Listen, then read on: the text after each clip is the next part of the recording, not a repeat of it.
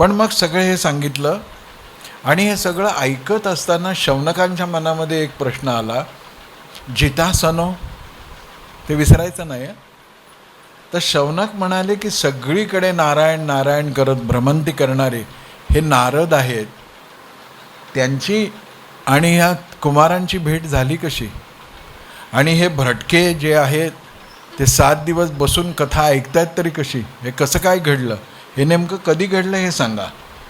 आणि मग याविषयीची कथा सूत शौनकांना सांगत असताना जो प्रसंग सांगतायत तो प्रसंग विलक्षण असल्यामुळं चित्त अधिक प्रसन्न करण्यासाठी थोड्या वेळ नामस्मरण करू आणि मग तो प्रसंग ऐकू, जो प्रसंग संपूर्ण तत्वज्ञानाचा केंद्रबिंदू आहे. देवराज सेव्यमान पावना पंकजं व्यालयज्ञ सूत्रमिन्दुशेखरं कृपाकरं. देवराज सेव्यमान पावना पंकजं व्यालयज्ञ सूत्रमिन्दुशेखरं कृपाकरं. नारदादि योगी वृन्दवन्दितं दिगम्बरं काशिकापुराधिनाथ कालभैरवं भजे. भानुकोटिभास्वरं भवाब्धितारकं परं नीलकण्ठमीप्सितार्थदायकं त्रिलोचनं शिकापुराधिनाथ कालभैरवं भजे. सारे सनि रे समरे पमरे सारे सनि सारे मपनि सा शूलटङ्क पाशदण्ड पाणिमादिकारणं श्यामकायमादिदेवमक्षरं निरामयं भीमविक्रमं प्रभुं विचित्रताण्डवं प्रियं काशिकापुराधिनाथ कालभैरवं भजे. कालभैरवं भजे. मुक्तिदायकं प्रशस्तचारुविग्रहं भक्तवत्सलं स्थितं समस्तलोकविग्रहं विडिक्वणन्मनोज्ञहेमकिङ्किणीलसत्कटिं काशिकापुराधिनाथ कालभैरवं भजे. धर्मसेतुपालकं स्वधर्ममार्गनाशकं कर्मपाशमोचकं सुशर्मदायकं विभुं स्वर्णवर्णशेषपाशशोभिताङ्गमण्डलं काशिकापुराधिनाथ कालभैरवं भजे. कालभैरवं भजे. रत्नपादुकाप्रभाभिरामपादयुग्मकं नित्यमद्वितीयमिष्टदैवतं निरञ्जनं मृत्युदर्पनाशनं कराननं प्रमोक्षणं काशिकापुराधिनाथ कालभैरवं भजे. सारे सनि रे समरे पमरे सारे सनि सारे मपनि सा अट्टहासविन्न पद्मनाटघोषसन्ततिं सृष्टिपातनष्टपापजालमुग्रशासनम् अष्टसिद्धिदायकं कपालमालिकाधरं काशिकापुराधिनाथ कालभैरवं भजे. कालभैरवं भजे. भूतसङ्गनायकं विशालकीर्तिदायकं काशीवासलोकपुण्यपापशोधकं विभुं नीतिमार्गकोविदं पुरातनं जगत्पतिं काशिकापुराधिनाथ कालभैरवं भजे. देवराज सेव्यमान पावना पंकजं व्यालयज्ञ सूत्रमिन्दुशेखरं कृपाकरं. नारदादि योगी वृन्दवन्दितं दिगम्बरं काशिकापुराधिनाथ कालभैरवं भजे.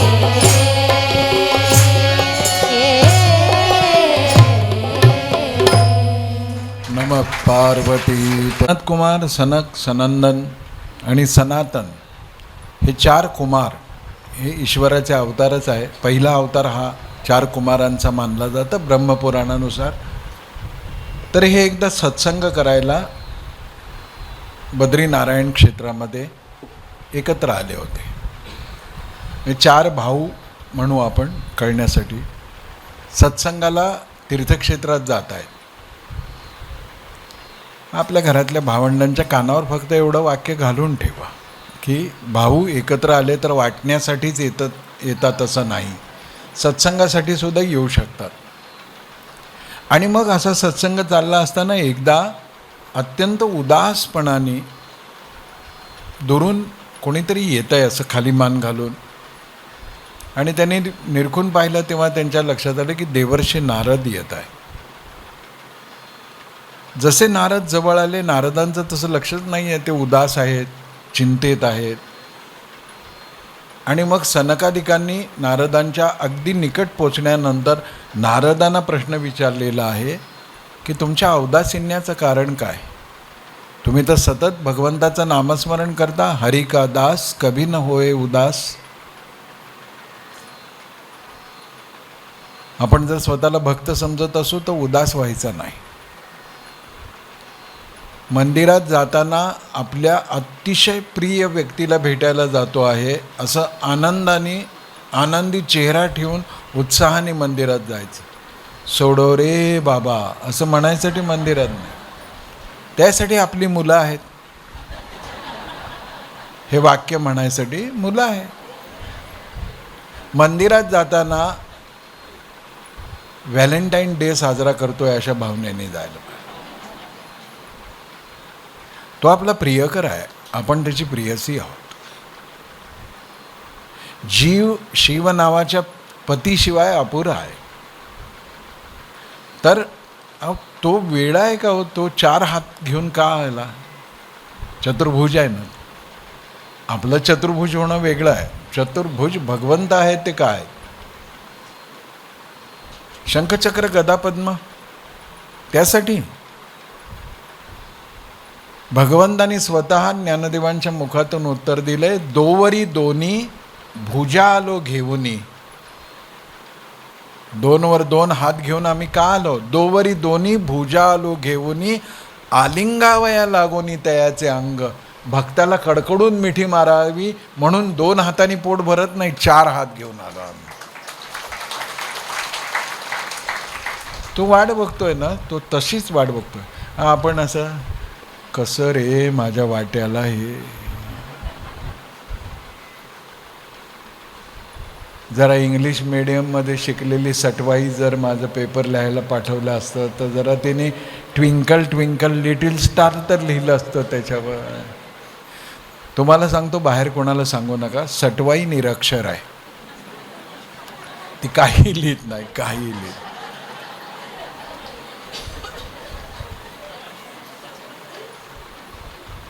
पाटा वरवंट्याच्या मध्ये एक कोरा कागद असतो, जन्मभर तसाच राहतो. मुक्ताबाईला विचारा, मुक्ताबाईंना विचारा, कोरा तो कोराच राहील. ते पाटा वरवंटा आपलं रूप असतं, दगड गोल असो की कसं आहे, असं काही लिहित नाही. आपण जसे वागतो तसं तसं तिथे लिहिलं जातं.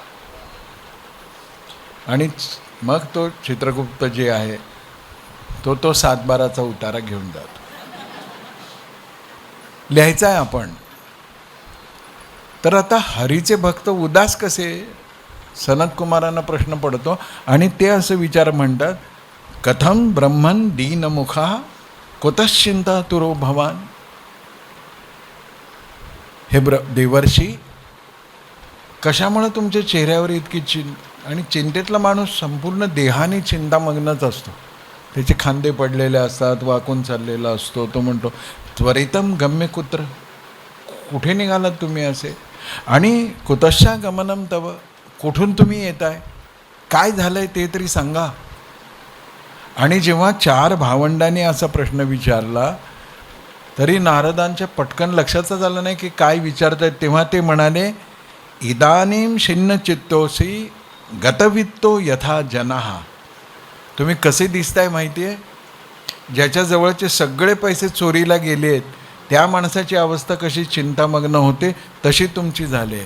तदेव मुक्त संगस्य, तुम्ही तर मुक्त आहात, तुम्हाला कशाची लालसा नाही, कसला संग्रह नाही, अपरिग्रह तुम्ही केलेला आहे. तर तदेव मुक्त संगस्य नोचितम वदकारणम.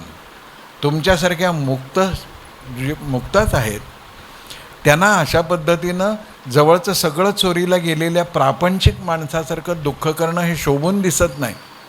असा शोक करणं तुम्ही शोधून दिसत नाही. कथकारणम, काय कारण झालं आहे? आणि मग नारद सांगतात की अरे पृथ्वी, ही सगळी पृथ्वी जी आहे धरा, ती सर्वोत्तम समजून मी भ्रमण करण्यासाठी वैकुंठातून पृथ्वीवरती आलो. मला असं वाटत होतं की इथं सगळी तीर्थक्षेत्र आहेत, देवांनाही या पृथ्वीवरती जन्म घ्यावा वाटतो, म्हणून मी या पृथ्वीवर आलो, अनेक तीर्थक्षेत्रांवर गेलो. विसरू नका हे शब्द, आपणही तीर्थयात्रा करतो. ते म्हणाले की मला एका ठिकाणी सुद्धा मनःशांती मिळाली नाही. नारद, की म्हणजे नारद हाही एक अवतारच मानला गेला आहे, म्हणजे ज्यांच्या हृदयात भगवंताशिवाय काही नाही असे नारद पृथ्वीवरती, म्हणजे आपण भारतापुरतं म्हणू, भारतामध्ये फिरून तीर्थक्षेत्रावर जाऊन मनःशांती नाही मिळाली. आणि आपण कुठल्या तरी टूर्स अँड ट्रॅव्हल्सवाल्याकडून 4 धाम यात्रा करतो तर माउंद काय घालतो, रोज फोटो काय टाकतो फेसबुकवर, आज बद्रीनाथ इथे, आज केदारनाथ इथे, सोसाट्याचा वारा यावा आणि भूस्खलन होऊन त्यात. अरे तू बद्रीनाथ केदारनाथला गेला, तुझे फोटो फेसबुकवर टाकण्यात काय गंमत वाटते तुला? गमतीचा भाग आहे, मधनं टाकावे. पण हात जोडून एक विनंती, तुमच्या लग्नाच्या ॲनिव्हर्सरीचे फोटो टाकत जाऊ नका. ते सदेह तुमचं ध्यान बघतानाच आम्ही इतके कंटाळलेला असतो, सकाळी उठल्या उठल्या पुन्हा तेच दर्शन आहे ना, इट्स अ पनिशमेंट. तुझ्या सहवासातली 23 वर्ष कशी निघून गेली कळलीच नाही. आम्ही शेजारी आहे बेट्या तुझ्या, आम्हाला प्रत्येक क्षण कसा चाललाय कळत आहे, तू तिकडे काय टाक.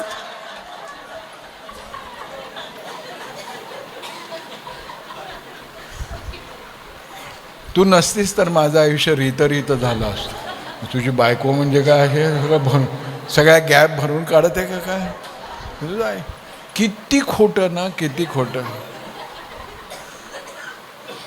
आणि मोस्ट लवेबल हॉबी म्हणजे हजबंडला काय हॉबीज म्हणजे हॉबी म्हणून ज्याला स्वीकारलंय का?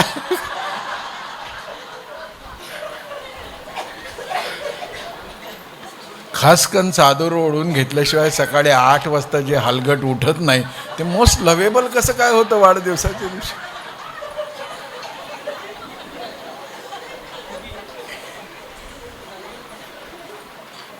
कुठंच मनःशांती नाही मिळाली. सगळीकडे मी गेलो आणि कुठेही मनःशांती नाही मिळत. तर या कलियुगाने माझ्या असं लक्षात आलं की सगळी पृथ्वी दुःखी बनवलेली आहे. सत्यम नास्ति तपश्शौचम दयादानम न विद्यते. सत्यम नास्ति तप शौचम दयादानम न विद्यते. मला एका ठिकाणी सुद्धा सत्य कुठे दिसलं नाही, ना कुठे शुचिता दिसली, ना कुठे तप दिसलं, ना कुठे दया दिसली, ना कुठे दान दिसलं. उदरम भरिणो जीवा. सगळेजण फक्त पोट भरायच्या मागे लागलेले. उदरम भरणो जीवा. आणि माझं पोट भरलं म्हणजे जगाचं काय व्हायचं ते होईल अशी मनस्थिती झाल्यामुळं वारकाहा कूटभाषिणा. त्यामुळं पोट भरण्यासाठी, स्वतःचा स्वार्थ साधण्यासाठी अतिशय कठोर असत्य भाषण करायला कोणाला भय वाटत नाही. असत्य भाषण, जिथे असत्य भाषण आहे तिथे मनःशांती असूच शकत नाही. खोटं बोलणाऱ्या माणसाला शांती कशी मिळेल मला सांगा? नाही मिळत. आणि मग ते नारद म्हणाले की मला हे सगळं असह्य झालं, काय करावं मला कळत नाही. पण मी तसाच भ्रमंती करत करत निघालो आणि यमुना तटावरती आलो. म्हणजे कुठे आले? वृंदावनामध्ये आले. आणि वृंदावनात आल्यानंतर मला एक कौतुक पाहायला मिळालं. कौतुक हा भागवतातला शब्द आहे, आश्चर्य आपण म्हणतो त्या. ते म्हणाले की मी रस्त्याने निघालो होतो, एका ठिकाणी मला गर्दी दिसली. सामान्य माणसं तर उभी होतीच, पण अतिशय तालेवार घरातल्या सालंकृत अशा सुहासिनी तिथे उभ्या आहेत आणि त्या हातात पंखा घेऊन वारा घालतायत असं मला दिसलं. पण मी म्हटलं, समूहामध्ये जो मुक्तसंग असतो तो गर्दीवर, ते असा रस्त्यावरच्या गर्दीत मान डोकावून काय झालं व म्हणून विचारत नाही, तो सरळ आपल्या मार्गाने निघून जातो. पण गर्दी आहे आणि तिकडे सगळं असं चित्रभर या चांगल्या घरातल्या बायका दिसत आहेत. आणि म्हणून थोडंसं कुतूहल नारदांच्या मनात आलं, पण म्हणाले जाय ना, प्रापंचिकाचा विषय आहे, आपण काय करायचं. आणि तेवढ्यात त्यांना समूहातून ऐकू आलं, भो भो साधो क्षणं तिष्ठ. हे साधो क्षणभर थांबा. आता थांबले ते. भो भो साधो क्षणं तिष्ठ मश्चिंतामपि नाशय.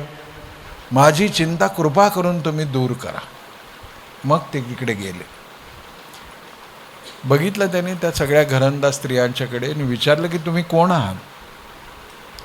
त्या म्हणाल्या, आम्ही तीर्थक्षेत्रावरच्या नद्या आहोत, पवित्र तीर्थ आहोत. मग तुम्ही इथे हवा घाला. हो म्हणे, आम्ही आलो. मग त्या स्त्रीला विचारलं, जी रस्त्याच्या मधोमध बसली आहे आणि जिच्या मांडीवरती 2 मूर्छित झालेले वयस्क पुरुष आहे. नारदांनी विचारलं की तू मला का सांगितलं थांबायला, कोण आहेस तू. ती म्हणाली की माझं नाव आहे भक्ती.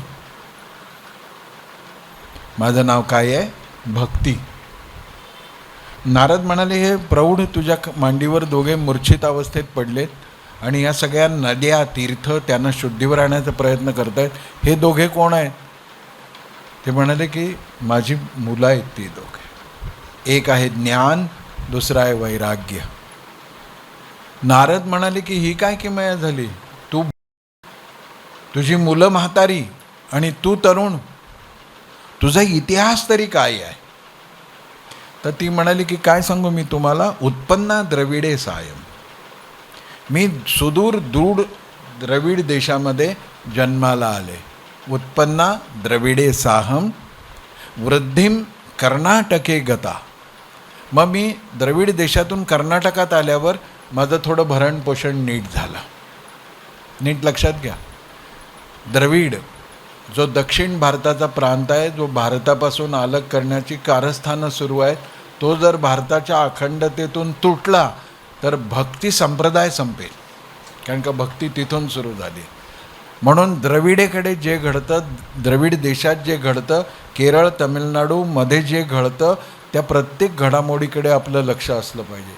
आणि कलियुगाचा महिमा, तिथून सनातन धर्माला सगळ्यात भीषण रोग म्हणायची सुरुवात सध्या झाली. सावध राहा. तर ती म्हणते की उत्पन्ना द्रविडे साहम वृद्धिम कर्नाटके गता क्वचित क्वचिन महाराष्ट्रे. महाराष्ट्रात काही काही ठिकाणी माझं पोषण भरण झालं. गुर्जरे गताम सतः.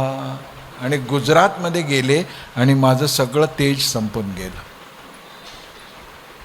गुजरातमध्ये ज्ञान आणि वैराग्य आणि भक्ती यापेक्षा तिकडे लक्ष्मीचा आवाज जास्त आहे.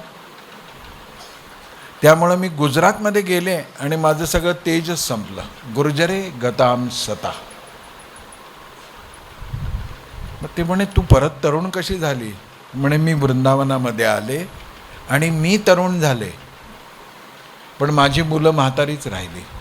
मग तिचा अर्थ काय लक्षात घ्या, वृंदावनामध्ये सगळीकडे तुम्ही जा, आम्ही जसं पंढरपूरला एकमेकांना हाक मारताना माऊली माऊली माऊली माऊली म्हणतो, तसं वृंदावनात तुम्ही जाल तेव्हा कोणी कोणाला राधे राधे राधे राधे राधे राधे राधे राधे.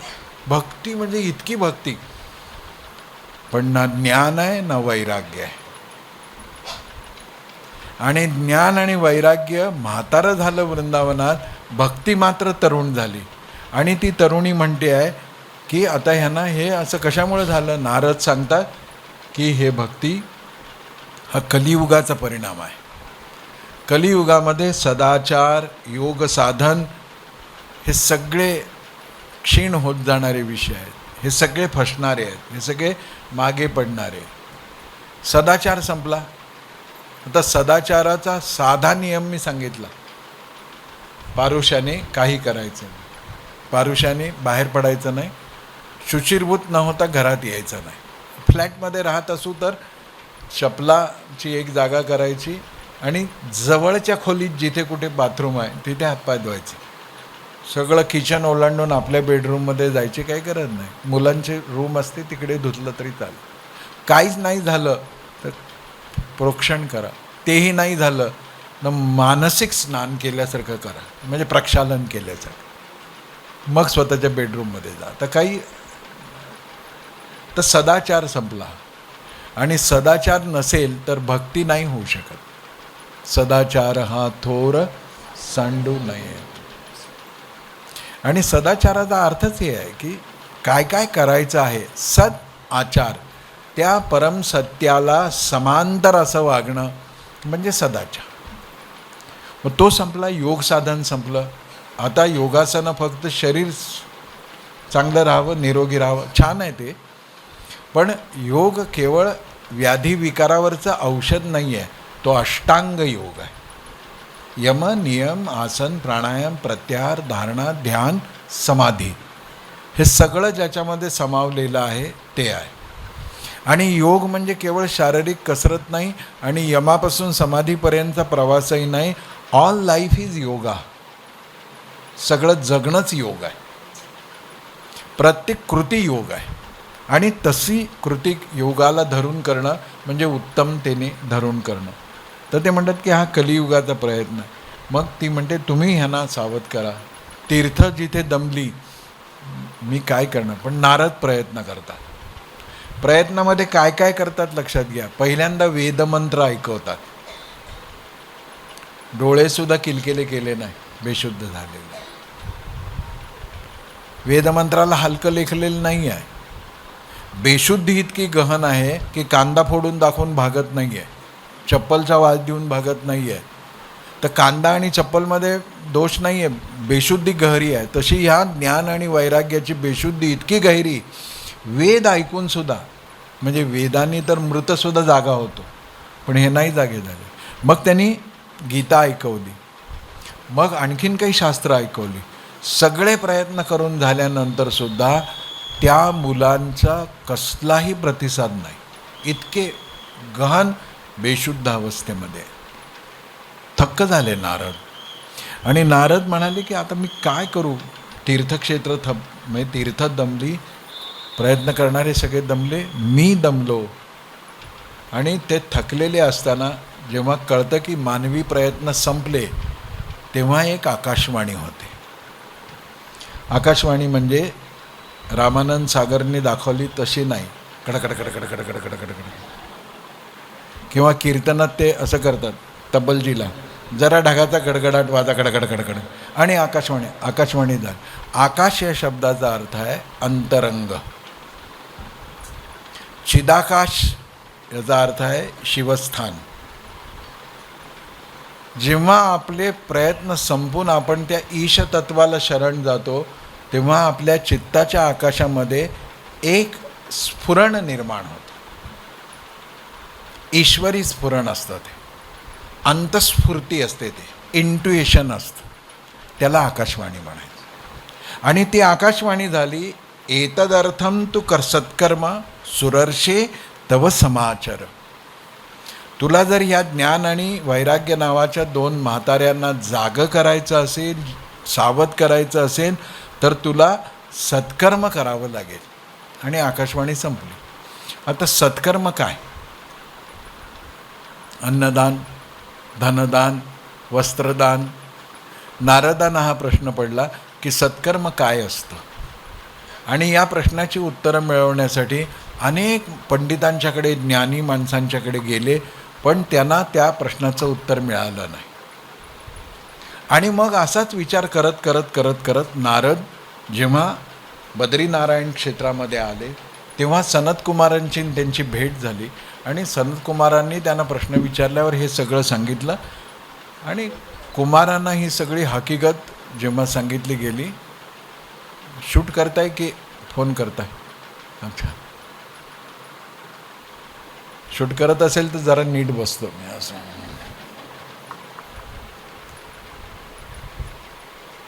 नारदांनी हे सगळं सांगितल्यानंतर ते म्हणाले की मला ह्या ज्ञान आणि वैराग्यानं जागं करायचंच आहे, कारण का त्याशिवाय माझं जीवन कार्य पूर्ण होणार नाही. भक्ती ज्ञान विरागाणाम सुखमत पद्धते कथम स्थापनम सर्ववर्णेषु. शब्द लक्षात घ्या, स्थापनम सर्ववर्णेषु प्रेमपूर्वम प्रयत्नतः. मला ज्ञान वैराग्यासह भक्ती सर्व वर्णांमध्ये स्थापन करायची आहे. उच्च वर्णाची मक्तेदारी नाही, नीच वर्ण अनधिकारी नाही. स्थापनम सर्व वर्णेषु, कायदा करून नाही, प्रेमपूर्वम प्रयत्नतः. त्यामुळं सर्व वर्णांमध्ये भक्ती ज्ञान वैराग्यासाठी जेव्हा जाईल त्यावेळेला आध्यात्मिक शक्तीने हा समाज उभा राहील. त्यांनी सांगितलं की असं असं आहे, आणि म्हणून माझी ही इच्छा आहे. तेव्हा सनकांनी सांगितलं की मा चिंताम कुरु देवर्षे हर्षम चित्ते समावह. ते म्हणाले की काळजी कशाला करताय, तुम्ही हे मनाची उदासी झटकून टाका. हर्षम चित्ते सदा समावह. तुम्ही आनंदी चित्ताने याचा विचार करा. म्हणजे काय, पॉझिटिव्हली करा. तुमच्यात निगेटिव्हिटी भरली असेल तर तुम्हाला उत्तर सापडत नाही. बी पॉझिटिव्ह. आनंद येऊ द्या, हर्ष येऊ द्या, सकारात्मकता येऊ द्या. मग तुम्हाला उपाया सुखसाध्योत्र वर्तते पूर्व एवही. तुम्हाला जो उपाय पाहिजे ना तो ऑलरेडी इट एक्झिस्ट हिअर, तो आहेच. तुम्ही फक्त दुःखी असल्यामुळं आपल्या जवळ असून आपल्याला सापडत नाही. तुझं आहे तुझं पाशी परी तू जागा चुकलाशी. ते म्हणतात की इकडे आहे तो उपाय आणि पूर्वीपासून आहे. तर म्हणतात कोणता उपाय आहे, तर ते सांगतात की देवर्षी सत्कर्माचा अर्थ आहे ज्ञान यज्ञ करा. मग ते म्हणतात ज्ञान यज्ञ म्हणजे तरी काय, तर सनकचारी कुमार नारदांना सांगतात श्रीमद भागवत कथेचा सप्ताह करा. आणि मग सगळे सप्ताहाचं विधिविधान सांगतात. नारद विचारतात कुठे करू, तेव्हा सनत कुमार उत्तर देतात हरिद्वाराजवळ करा. हरिद्वार म्हणजे आहे ना गंगे किनारे. हरी जिथे आहे तिथल्या दारात, म्हणून त्यांनी बाहेरून इथे आणलं आपल्याला. लक्षात घ्या तुम्ही, हरिद्वारात का.